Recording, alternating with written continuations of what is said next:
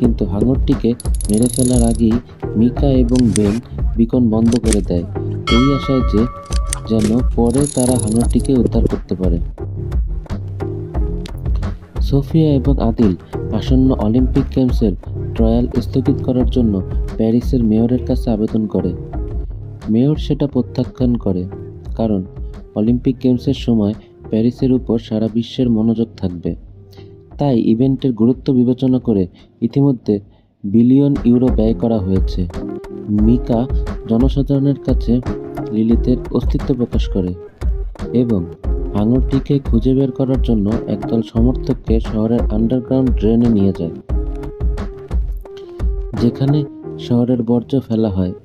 Ben সোফিয়াকে মিকার পরিকল্পনার কথা বলে এবং সোফিয়া ও আদিলের দল লিলিথের বিকনকে পুনরায় সক্রিয় করার পরে হাঙরটিকে খুঁজে পেতে ড্রেনে নেমে